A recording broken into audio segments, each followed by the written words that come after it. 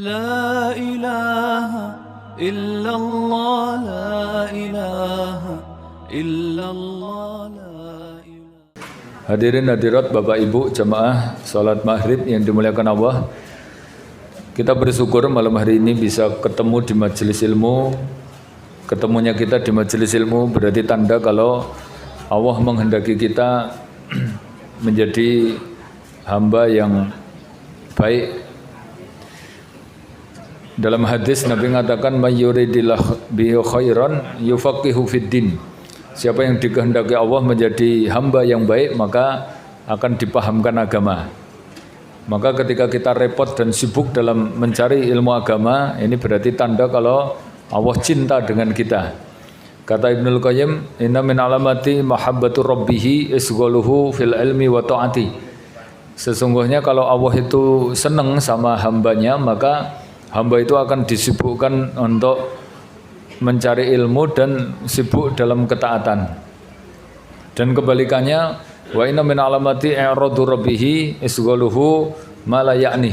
Dan tanda kalau Allah itu berpaling dari hambanya, maka hamba itu disibukkan dengan hal yang sia-sia.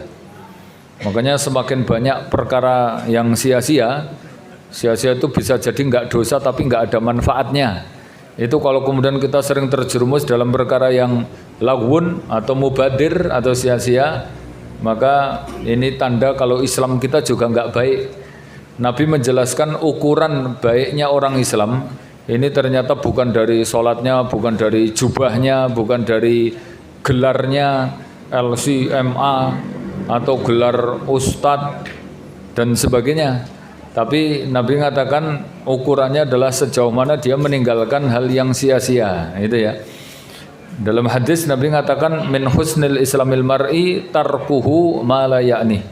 Tanda baiknya orang Islam itu adalah diukur sejauh mana dia bisa meninggalkan hal yang sia-sia. Karena sia-sia ini temannya setan. Allah mengatakan wala tubaddiru tabdira. Kamu jangan menghambur-hamburkan harta atau menyia-nyiakan harta.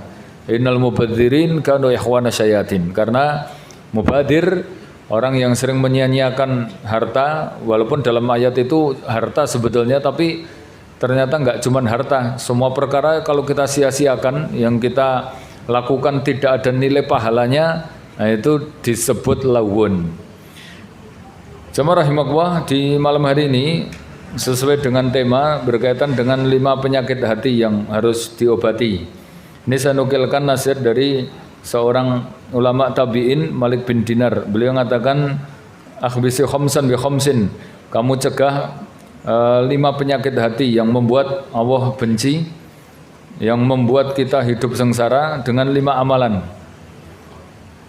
Apa saja? Kata beliau, yang pertama ahbisi hammin bitawakal. Kamu cegah rasa takut, khawatir dengan tawakal. Wa ahbisil hazan bidzikrillah. Kemudian kamu cegah penyakit yang kedua, sedih dengan zikir kepada Allah. Wa ahbisil hasad birridho. Kemudian cegah penyakit hasad, iri dengan ridho. Wa ahbisit tama wal haris bil qanaah. Kemudian yang keempat, kamu cegah penyakit tamak rakus dengan qanaah. Dan yang terakhir ahbisil kibar bitawadu. Kamu cegah penyakit sombong ini dengan tawadu. Tapi biar kita kaji satu persatu. Yang pertama, ini penyakit yang membuat hidup kita tuh jadi tersiksa, enggak bahagia. Kemudian bikin Allah itu juga benci dengan kita. Yang pertama itu hammun. Hammun itu rasa sedih atau khawatir, takut terhadap sesuatu yang belum terjadi di masa depan. Takut sial, takut kena bencana, takut nanti nggak bisa ngasih makan, takut sakit, takut kena musibah. Padahal itu belum tentu terjadi. Nah itu berarti yang bisa ngobati itu adalah dengan tawakal kepada Allah Ta'ala. Antum ngundang motivator se-Indonesia tuh. Kalau antum itu masih tersiksa dengan rasa takut atas diri kita sendiri, kemudian antum nggak punya ketergantungan kepada Allah, itu sampai mati bakal tersiksa terus itu, ya. Makanya antum kalau baca ayat Allah, kenapa orang beriman itu hatinya tenang? Dia itu kalau imannya bagus, tidak dicampuri dengan kesyirikan, dia itu akan selalu mendapatkan rasa aman, tenang, tentrem, nggak khawatir. Aman itu lawan dari rasa takut yang belum terjadi tadi. Itu dimaktubkan di ayat Allah Ta'ala surat Al-An'am ayat 60. Allah mengatakan walladzina amanu wa tatma'innu qulubuhum bidzikrillah. Orang beriman itu hatinya tenang, hatinya itu nggak ada rasa takut, rasa khawatir, rasa bingung terhadap sesuatu yang belum dia lakukan atau belum terjadi. Yang penting imannya tidak dicampuri syirik. Itu berarti pemahaman tersiratnya kosok baleni, orang itu walaupun ngaku beriman toh, walaupun dia ke masjid toh, tapi dia masih mencampuri dengan kesyirikan. Artinya dia kayaknya beriman pada Allah tapi juga percaya dengan takhayul, dia percaya dengan klenik, dia percaya dengan karomah-karomah tertentu. Itu yang menjadikan dia walaupun beriman tapi masih merasakan takut, khawatir. Kan ada toh orang itu beriman tapi sama sasi suro takut, sama jemaah kliwon takut, sama demit sik nunggu pringgondani takut, sama tekek bengi-bengi muni ping 3 ngono ae ya takut. Ada burung gagak bengi-bengi jam 12 muni kwaok ngono ya takut, dikira nek wong mati ngono apa piye. Lah itu orang itu nek punya iman kok keweden dengan hal kayak gitu. Anaknya dilamar calon mantu ning etan gunung, arah iki sisih kedoletan. Wah, iku jarene nek hitungan sangkan parane iki ora pas ya to. Tambah lagi ditakoki lahirmu dina apa le? Rebo Pahing. Wah, wetone yo geseh iki le ya to. Padahal anak iki jane wis dadi perawan tuwek kuwi, nggo kleru hitung-hitungan lho ora dadi-dadi. Ya itu orang itu kalau khawatir ya toh, dia nggak punya tawakal kepada Allah Ta'ala, enaknya stres dewe ya toh. Coba antum lihat sasi tertentu takut, ada hari-hari tertentu takut, ada pohon gede takut, ada pring petuk takut. Ya namanya pring itu ya nek entike iku iso sejajar ngono kuwi kan yang nggur kebetulan toh. Apa toh istimewane kaya ngono kuwi? Ngono takutnya luar biasa, dikira punya karomah tertentu. Makanya ini obatnya itu cuma satu tok, jenengan tawakal, pasrah kepada Allah Ta'ala. Antum kuatir melarat, bismillah tawakal, sesuk urip mesti mangan. Kata Nabi ya toh, innal abdul yamutun hatta istakmala rizqahu. Hamba itu tidak mungkin mati sampai jatah rezekinya itu disempurnakan oleh Allah Ta'ala. Karena antum percaya apa enggak dengan Allah Ta'ala, janji-janji kayak gitu itu. Kalau kita enggak percaya ya tetap takut terus itu ngasih kiamat. Makanya obatnya tinggal antum pasrah, tawakal. Kalau tawakal mesti dicukupi. Kata Allah, ini janji Allah Ta'ala, wa may yatawakkal 'ala Allah, dan siapa yang betul-betul pasrah menyandarkan diri kepada Allah, fahuwa hasbuh, maka pasti akan dicukupi dan akan dimudahkan. Antum melihat orang yang takut ngasih makan nanti kalau nikah akhirnya ngasih 40 tahun ora rabi. Nggur keweden kok kan analisa, ora usah dianalisa, ora usah dipikir. Ngoten niku nek kira-kira seneng langsung parani bapake ditampa alhamdulillah, nek ora ya Allahu Akbar, baru kuwi tawakal ngono wae. Nek misalnya dadi bojone itu insya Allah mesti dapat rezeki. Yang penting sesuk ya wayahe nyambut gawe gitu aja. Karena Nabi mengatakan lau kuntum tawakkalu haqqa tawakkulihi, nek kamu itu betul-betul menyandarkan hidupmu kepada Allah ning dengan sandaran yang benar, yaitu yang menyandarkan ya kerja kemudian pasrah kepada Allah, apa jaminannya? La razaqnakum kama razzaqat thair. Maka akan kami penuhi seluruh rezekinya seperti burung ya, berangkat lapar wa yarji'u batosan, pulangnya dalam keadaan kenyang, bisa nyukupi anaknya, istrinya, padahal pekerjaannya nggak jelas, penting kerja, penting sesuk mangkat, ngalor ngidul urung jelas. Terus ya dia itu nggak punya niat aneh-aneh, kalau sore ya pulang ora enek sik nglembur-nglembur barang lho manuk kayak, kecuali manuk uwek apa burung hantu. Liyane iku kabeh manuk ki normal ya, nyambut gawe ya awan tok. Ngono ya cukup lho, padahal ora duwe simpenan, ora duwe tabungan, mulakno ora diblokir.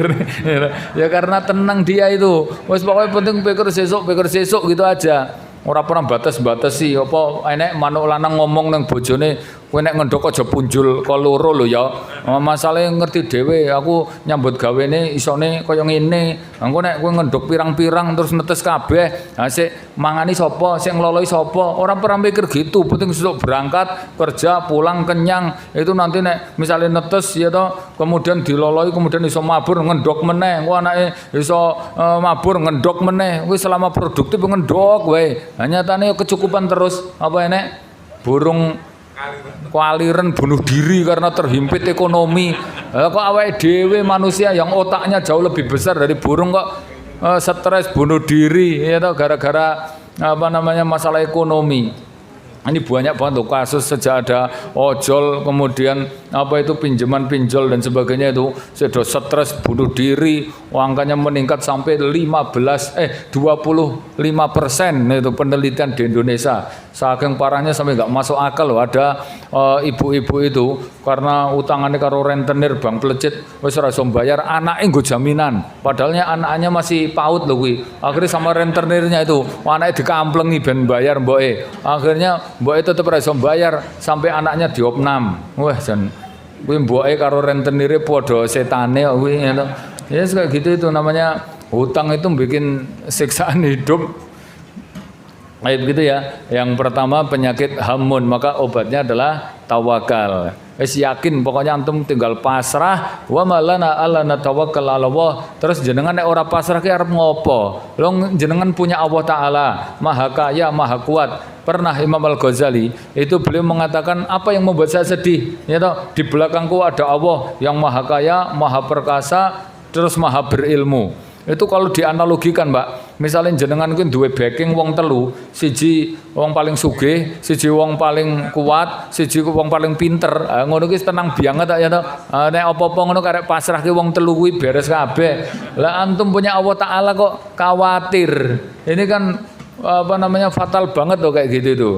Makanya kita ya kalau ada rasa khawatir itu langsung diobati dengan tawakal. Karena khawatir itu mesti akan muncul itu, Pak. Nabi sendiri yang mengatakan innakum latamilu ila tiaroh. Kalian itu mesti akan muncul rasa khawatir sial. Tiaroh itu khawatir sial karena burung, karena cuaca, karena hari tertentu. Itu namanya tiaroh. Wa tiaratu fi salasatil khisal. Dan Nabi mengatakan tiaroh itu rasa khawatir itu biasanya berkaitan 3 hal. Fil markat was maskan wal mar'ah, kaitan dengan calon pasangan hidup. Kemudian yang kedua kaitan dengan rumah yang mau ditempati, sama satu lagi kaitan kendaraan. Karena itu 3-tiganya kita nggak bisa lepas itu. Tiap hari naik kendaraan. Ya kalau dulu kendaraan itu kan memang binatang masalahnya. Jadi itu kalau nggak ngerti tenan itu kadang-kadang bisa membahayakan. Kayak kemarin masa ada ikan dilatih, ikan paus popong ngono ya malah mangan ya pelatihnya. Ya kayak gitu.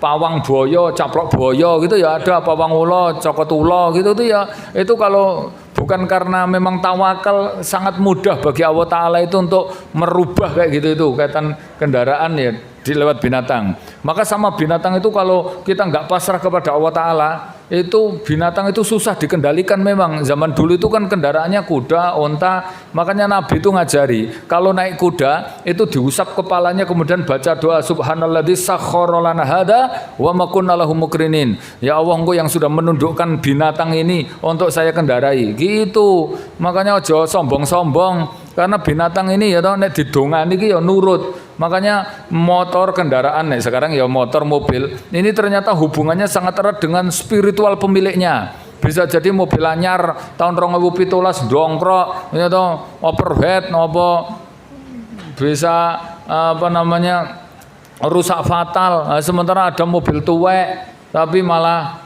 maju jaya ya atau lancar laju prima dan sebagainya. Itu salah satunya itu faktor spiritual pemiliknya. Makanya orang itu kalau maksiat itu dampaknya itu ya itu nggak cuman ke istrinya, nggak cuman ke hartanya, nggak cuman ke hatinya, tapi termasuk ke kendaraannya. Ini ada nasihat dari Ibrahim bin Adham. Beliau mengatakan inilah sawah wa surudalika sul khimari wa ahli wa khidmati wal fa'ru fil baiti. gara-gara saya berbuat maksiat, kata ini Ibrahim bin Adham, saya merasakan dampaknya itu ke istri saya jadi cerewet, anak susah diatur, pembantu nyebeli, tikus-tikus masuk rumah, dan kendaraan jadi susah dikendalikan. Nah, ngono kuwi. Mulane nek mobil motor kok macet-macet ketoke kuwi modele leasingan kok kuwi modele kuwi. Nek modele cash ngono kuwi biasane statarannya gampang. Tak selidiki ya model-model ngono kuwi. Makanya kita merasa neko-neko, Pak. Pokoknya nek urusan khawatir bangsa kendaraan. Yang kedua rumah. Rumah itu antum enggak usah ribet-ribet, pokoknya caranya tinggal antum mau bikin rumah itu tinggal pasrah kepada Allah Ta'ala. Kan sekarang ubur ramping gawe omah kan akeh banget ya toh. Karena khawatir ambruk, khawatir kena musibah, apalagi kaitan dengan istri yang kita nggak ngerti. Itu nek ora tawakal nganu dhewe, stres dhewe kok. Mbi nggo analisa wae masih dipacari barang pirang tahun tiba yo keliru tetep. Tapi kalau kita pasrah ke Allah Ta'ala, pokoknya saya minta jodoh yang baik, itu pasrah, namanya laki-laki baik mesti dipilihkan yang baik, insya Allah gitu mesti. Nanti kalau kita terus membaikkan diri, ternyata pasangan kita kurang baik, nanti Allah yang membaikkan. Gitu caranya. Wes nggak usah khawatir. Bolehnya khawatir itu cuma satu, kata Imam Syafi'i apa? Khawatir dengan kematian yang itu pasti terjadi. Makanya mengandai-andai itu hukumnya haram kan, nggak boleh karena itu sumbernya dari setan. Andai kata saya jadi orang kaya, andai kata saya jadi pejabat, andai kata saya tampan, itu nggak boleh. Tapi mengandai-andai yang disyariatkan itu adalah mengandai-andai kalau kita mati. Makanya khawatir kalau nanti kita mati itu sudah menyiapkan bekal apa belum, ini termasuk khawatir yang diperbolehkan. Kalau khawatir yang lain tadi, khawatir sial, khawatir sakit, khawatir nanti kena musibah, yaitu khawatir yang sumbernya dari setan. Maka obati dengan tawakal. Tapi kalau kita khawatir nanti masa depan kita di akhirat persiapannya cukup apa enggak, ya toh? Kemudian nanti kalau kita mati itu sudah punya bekal apa enggak, lah itu khawatir yang diperbolehkan. Mengandai-andai aja, ya karena mengandai sesuatu yang pasti itu jadi boleh. Mati kan pasti dong. Nah, karena pasti itu mengandai-andai jadi boleh. Andai kata saya mati, rasa diandai-andai kan mesti mati masalahnya. Karena mesti mati kan kita karek persiapan ngono, dadak mengandai-andai. Nek andai kata nanti aku pas numpuk-numpuk, aku pokil, aku ngerebut apa kerja piye carane ben entuk duit akeh. Engko nek mati, ngono carane. Engko nek ujug-ujug mati, terus tak pol-polke le golek duit, pas seneng-senenge golek duit mati. Oh pas maksiat mati. Itu jenengan bayangkan nek ujug-ujug mati gitu loh tadi loh, ya toh. Jangan anggap remeh maksiat, joko-joko nek mati dadak kayak gitu itu. Padahal mati ke kabeh dadak. Lah ini makanya mengandai-andai sesuatu yang belum terjadi, tapi kalau pasti terjadi, maka itu boleh. Kayak mengandai-andai kayak mati itu tadi. Itu justru malah sebagai alat kita untuk berhenti dari dosa. Ini nomor satu. Yang kedua sekarang, penyakit yang harus kita hindari. Yang kedua adalah bisil hazan. Kamu obati, kamu cegah penyakit sedih, ya khawatir tapi sudah terjadi. Khawatir itu belum terjadi, hamun ya. Kalau hazan itu sedih, bingung karena sudah terjadi. Misalnya sedih karena anaknya mati, sedih karena gagal panen, sedih karena anaknya sakit, atau sedih, pokoknya sedih sesuatu yang terjadi. Dan ini ujian dari Allah Ta'ala, Pak. Pasti namanya manusia itu mesti ngalami sedih. Dan kesedihan itu Allah sebutkan bisa jadi karena kekurangan pangan, kelaparan, atau kematian, atau musibah yang menimpa kita.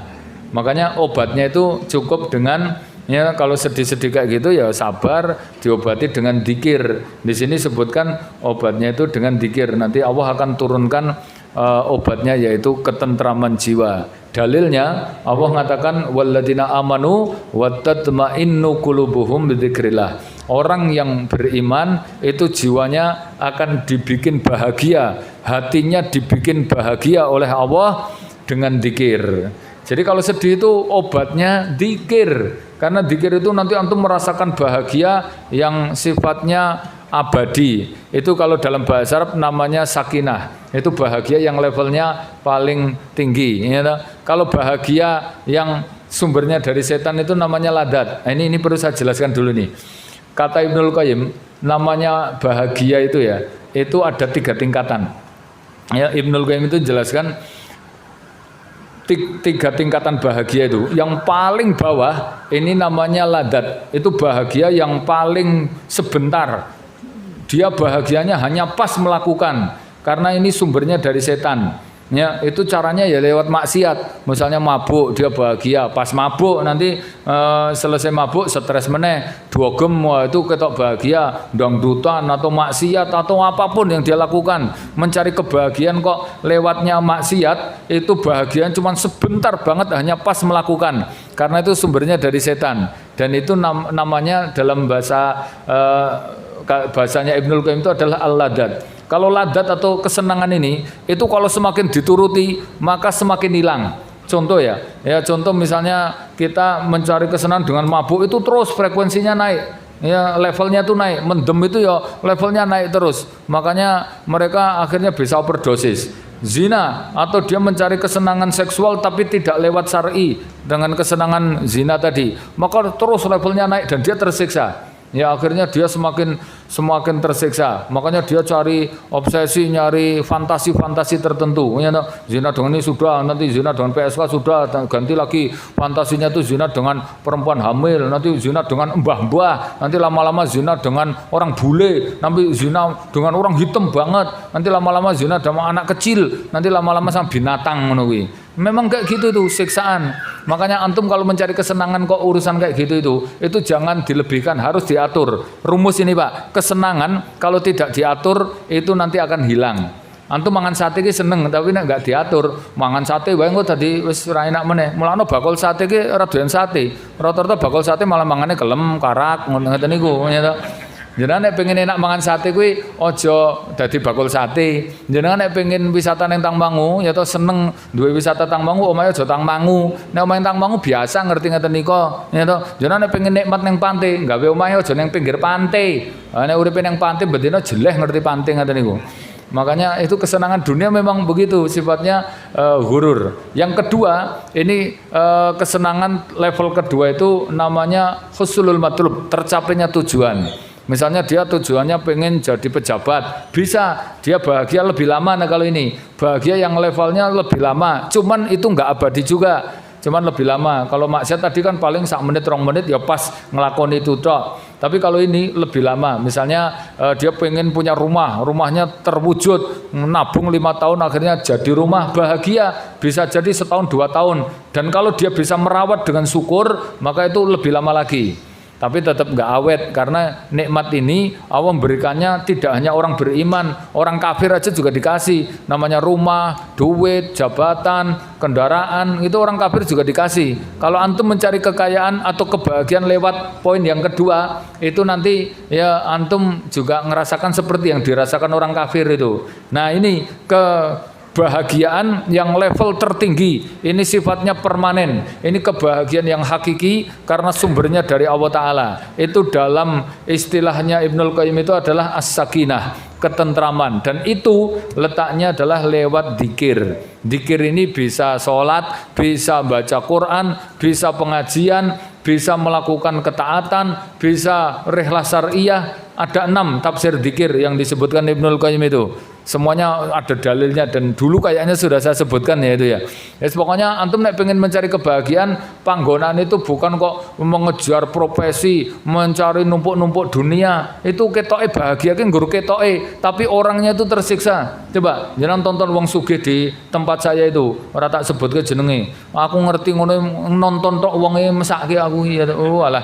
Itu wong sugih kok rekosane kaya ngono kuwi ya to. Jam 11 bengi sik rapat, subuh-subuh wis mangkat. Ngono kuwi kene dzikir ngono nang masjid ngopi-ngopi bar dzikir ngopi cerita. Kono ki langsung bar salat langsung klepat.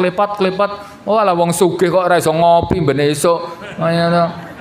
Masih koncoku le ngomong ya awake dhewe ra patek sugih lho. Lah wong kalau wong sugih wis nyambut gawe rekosane kaya ngono. Lah awake dhewe wis ra patek sugih nggur ngopi. Lha apa ora penak awake dhewe ngono kuwi. Makanya antum nek pengen bahagia, ini cari ketentramannya itu di poin yang terakhir.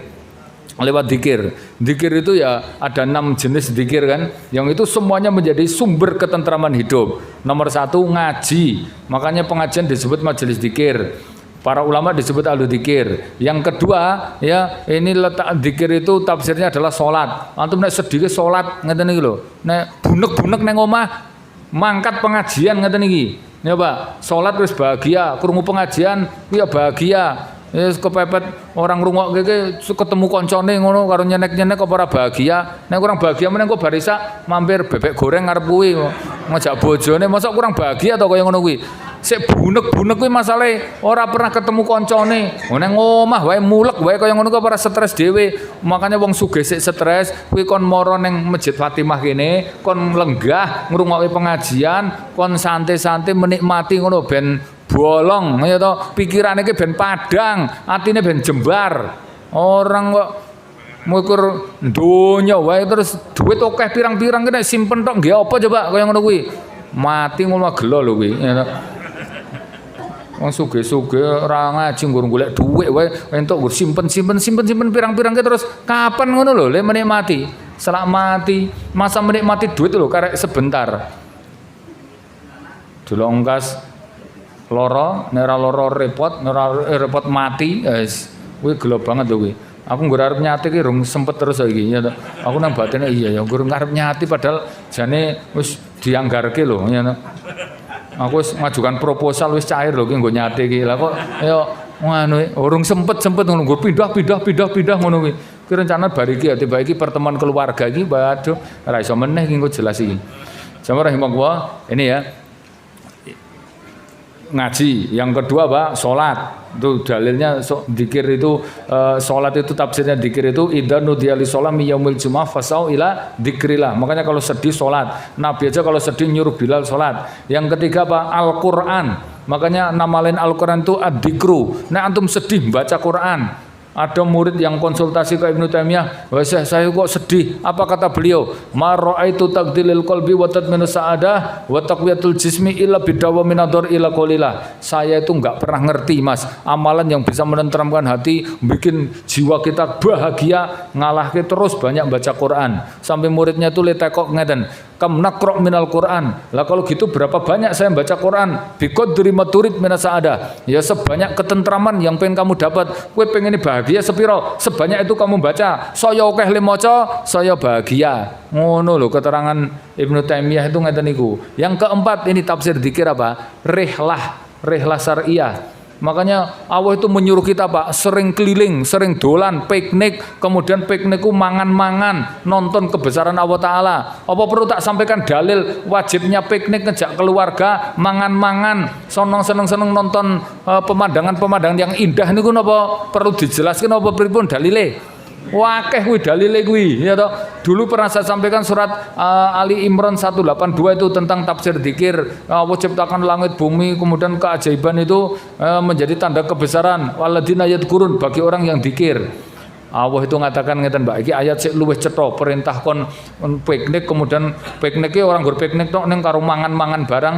Allah ngatakan apa? Alladzi ja'ala lakumul ardo dalulan famshu fi manakibiha wa kulu mir rizqihi wa ilaihin nusur. Dan aku ciptakan bumi yang penuh dengan keindahan. Apa perintahnya? Famsu fi manakibiha, maka kamu datangi tempat-tempat itu. Jalanlah. Yamsi itu berjalanlah, siahah, kamu keliling-keliling itu semuanya tempat-tempat itu. Wa kulu mir rizqi, terus makanlah. Wong ning donya kok urip pisan rekoso doyo-yo debt kolektor wae. Kapan iso bahagia kaya ngono kuwi? Ning ayatnya ditutup wa ilahin nusur. Nanti kamu siapkan untuk kembali kepada Allah Ta'ala. Gaya hidup orang soleh itu apa Pak? Yang dijamin surga. Allah mengatakan ada 7. Salah satunya as-saihun, sering siahah, sering keliling-keliling. At-taibun, al-abidun, al-hamidun, as-saihun, ar-raqiun, as-sajidun. Itu kan 7 sifat orang mukmin, kebiasaan orang soleh yang menjadikan mereka diberi kabar gembira surga. Karena ayat itu disebut wabashiril mukminin, berilah kabar gembira orang mukmin ini dengan surga. Itu seneng tobat, seneng syukuran. Jadi untuk duit syukuran, boleh pitik, boleh wedhus. Nek cilik-cilik ya tuku sate, ngono wae. Nek gede boleh wedhus ya, nek sithik ya njajake sate, ngono. Pokoknya dinikmati duit itu. Orang tuh kalau sedih, aduh wis nglokro, ibadah apa-apa males. Orang ngaji to, Mas. Ah, ora iso aku lagi sedih ngene. Wah, anak mati sedih ngono orang ngaji. Orang yang masjid, sok-sok wis ora iso ngopo-ngopo karena sedih. Itu ya. Kecuali ya ini ada sedih yang berpahala. Ini perlu dijelasin masalahnya ada sedih yang berpahala. Apa itu? Ketika sedihnya antum itu seperti persis dengan sedihnya Nabi. Karena ada beberapa sedih yang berpahala. Nabi menjelaskan ya. Pertama ketika sedih dakwah itu ditolak. Nabi pernah ngalami itu. Ketika dakwah ke Taif kan ditolak toh. Sampai Nabi sedih banget loh kayak. Bayangkan dakwah nang kono mah dibalangi watu. Saking sedihnya itu malaikat aja ngono kok orang mentolo kok ngasih merespon piye? Apa penduduk Taif tak beleki gunung ngene piye? Ngono. Wah, Masya Allah dibalang watu, kemudian kotoran basah. Untung Nabi ke wonge sangat mulia, halim, sangat lembut, santun dan pemaaf. Jadi ditawani malaikatul jabal, itu dalam hadis malaikatul jabal itu malaikat yang nunggu gunung di Taif itu nawani kayak gitu tuh ditolak. Ya toh, sudah ndak usah. Arju, ini kalimat Nabi ini gini, arju an akhraja ala aslabihim dzurriyyatan thayyibah. Enggak apa-apa nanti saya mengharapkan keturunan mereka itu loh, anak-anak yang soleh. Misalnya aku sik ditawani ngono tak ACC no ya. Misalnya kula ngisi neng Fatimah to, aku balang watu, motorku dikencasi, balang telek ngono, malaikate terus sedih pripun Mas Yusuf. Apa bleki gunung piye? Nggih, bleki mawon Mas. Kemeropok aku ngono. Nah, aku ngono kuwi. Untung nabi niki ya to, Nabi Muhammad yang begitu mulia itu gampang memaafkan. Aku pernah kok ngisi dikencasi bane ngono kuwi kemeropok wae ngomong ngono. Aku terus tak mire, Pak, benjing ngisi mboten, mboten saged ngono. Repot niki kula ngono-ngono. Ndek benteng mriku dikencasi, Pak. Niku wonge sakniki pun mati, Pak, ngono. Ya mati tapi aku trauma ngono kuwi lho. Lah niku pun lawas, mbasan wis mati aku ya gelem saiki. Gitu nggih. Jadi yang kedua adalah hazan. Nah sekarang yang ketiga, ahbisil hasad birridho. Kamu cegah penyakit yang ketiga ini, penyakit hasad dengan ridho. Apa itu hasad? Hasad itu yukrihu ni'mah ala ghairihi. Kamu nggak suka atas nikmat orang lain. Jadi ngecek jenengan ki kena penyakit hasad apa ora? Itu gampang, Pak. Walaupun wis jenggoten, walaupun wis aktif ke masjid, itu nek jenengan ki enek rasa ora seneng atas nikmat saudaranya, kok tetangganya atau temennya. Misalnya kono tuku enek terus antum ngerti-ngerti ra seneng, padahal ora enek hubungan apa-apa. Jenengan kok ora seneng ki ketemu pirang perkara. Wong misale sik nyetori ya kono, sik misale dioyok-oyok misale ora lunas ya sik nglunasi ya kono. Terus apa hubungannya kalian jenengan? Lah kok ngerti-ngerti melu ra seneng ngono ki lho. Tanggane duwe omah apik, jenengan ra seneng. Terus enek koncone padha ustate misale, ya to, kono ustate ngisi nang ndi-ndi daerah atau ngisi terus kok ra seneng. Lho ngono ki terus apa statusnya dikonyo-konyo, ustaz gadungan misalnya ngono kuwi. Lah kok ra seneng ki ngopo kaya ngono kuwi, ya to. Itu maksudnya rasa enggak seneng kayak gitu itu berarti jenengan kena penyakit hasad.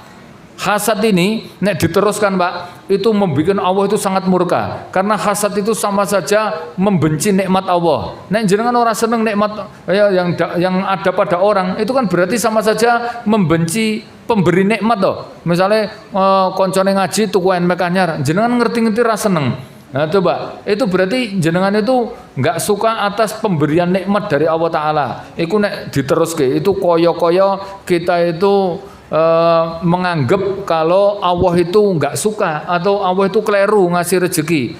Kok iso kono sugih? Nah, saiki piye nyambut gawene rekoso aku lho. Tapi kok iso sugih kono? Atau nyalahke sapa wong apa pemberi rezeki Banyak orang rapatek rekoso duwite akeh, sing rekoso ya melarat kuwi ya akeh ngono kuwi. Urusan rezeki itu Allah yang membagi. Nahnu qasamna bainahum ma'isyatahum fil hayatid dunya. Aku yang menjatah maisah pekerjaan dan rezeki mereka. Rezeki mereka ada yang ya, gede tapi sekali kemudian habis itu enggak. Ya, ada yang rezekinya tiap hari, ada yang kecil, itu Allah yang ngatur itu. Tapi semuanya dicukupi oleh Allah Ta'ala. Lah kok iri? Itu amal solehnya entek loh Pak, nek iri itu. Kata Nabi, iyyakum wal hasad. Fa inal hasad yakulul hasanat kama ta'kurun nar al khataba. Jangan sampai iri ya. Iri itu ngabisin amal soleh kayak api itu menghabiskan kayu bakar. Ngerti-ngerti entek kabeh. Dan antum jangan merasa aman ini. Kata Nabi, ada dosa yang orang mukmin sebagus apapun itu, dia akan terkena ini, dosa ini. Bahkan itu termasuk daftar musuh yang permanen, musuh abadi. Kata Nabi, al-muslim baina khamsu sadaid. Orang Islam ini punya 5 musuh permanen. Pertama, syaitan yudiluhu, nih musuh permanen, setan. Yang kedua, al-kafir yaktuluhu, orang kafir yang memerangi. Yang ketiga, al-munafik yabghaduhu, orang munafik yang membenci. Yang keempat, al-mu'min yasudu, orang Islam sendiri tapi dia ngopeni penyakit iri. Kuwi dadi musuh permanen kuwi. Yang kelima, hawa nafsu. Hawa nafsu kan terus, memang namanya setan, orang kafir, hawa nafsu kuwi selama-lamanya itu mesti memusuhi kita, mengajak kepada keburukan. Termasuk orang Islam yang iri. Kuwi iri ki selamanya jenenge wong iri kuwi. Selamanya ki ngejak musuhan terus kuwi. Makanya antum ya, kalau pengen terhindar dari penyakit iri, obatnya itu karek ridho. Sudah, yes, antum rasa iren-irenan, antum ridho atas ketetapan dari Allah Ta'ala. Ini ketetapan yang terbaik. Misalnya jenengan ditakdirke rapatek sugih, adine sugih rasa iri, yes, itu ketetapan yang terbaik. Jenengan ridho, bisa jadi ya kita tidak lebih kaya, tapi Allah berikan kebaikan dari sisi yang lain. Masalahnya Allah yang ngedum itu wis pasti tepat. Bisa jadi nek jenengan sugih ya malah orang ngaji misalnya. Kan yang paling ngerti itu Allah Ta'ala, ridho gitu aja. Ndek ben aku nang SD dielek-elek ngono apa ireng domble ngono ora apa-apa. Aku pas SD ngono ya nesu ngono tapi mbokku wis le ora apa-apa. Penting ikhlas, ridho ngono kuwi. Lambene kaya ngono kuwi malah sok ben tak dongake pinter ngomong. Iya malah banding adik-adik gua pinter ngomong no kene ya. Disyukuri wae ngono kuwi. Nah, bisa jadi nek kowe ganteng malah ora dadi mubalek. Sama kita nek sugih urung mesti lho. Awak kan ngerti ki misalnya jenengan lho ditakdirke sugih banget kaya Haritanu misalnya ku mesti urung mesti jenengan gelem nang masjid ngene iki. Ki paling Yahmin iki lagi ngurusi tender ngono ya malah ana bersyukur kita itu. Ditetapkan yang terbaik itu kayak gitu itu. Itu nggih. Maka obati dengan ridho. Nah, kalau tadi ada pengecualian yang boleh, iri juga ada, iri yang boleh. Satu, orang yang punya duit, terus dia itu dermawan, pokoknya dia tuh senengannya ngedum-dum ke duitnya. Wah itu orang kayak gini nih anugerah besar. Saking besarnya anugerah orang itu bisa duit-duit terus dia dermawan, itu sampai kita saja diperintahkan untuk iri. Wah, coba, iri itu kan dosa besar, penyakit.